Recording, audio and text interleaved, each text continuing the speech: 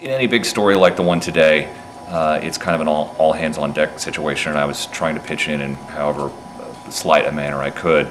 And I was reading this manifesto that had been published online by this Joseph Stack, and this long angry rant against the government and the IRS, etc., etc. And I was trying to think if that name, Joseph Stack, ringed any bells, and then my phone rang, and it was my friend Jim who played with him, and he said, "Dude, it's Joe Stack. We played in that band for Missy's birthday party." And I was like, "Oh, wow.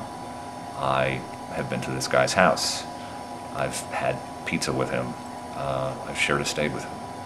Very, very strange feeling.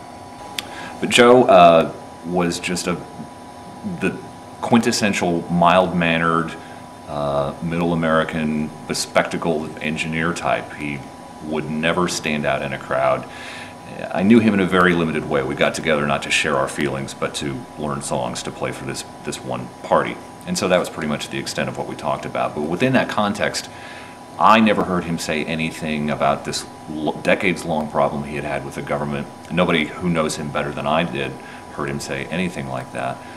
Billy Eli, who was in a band with him for 2 or 3 years, said he never even heard him raise his voice. He was extremely mild-mannered, and at the time I knew him, he'd been remarried not too long, and he really seemed to adore Cheryl and his stepdaughter. So to say this is a shock is accurate and an understatement. As a journalist, sometimes we're put in a position where we have to interview people in traumatic situations, and now my friends and I are the people standing on the front lawns in their bathrobes, shaking their heads and wondering how this could have happened to somebody we knew.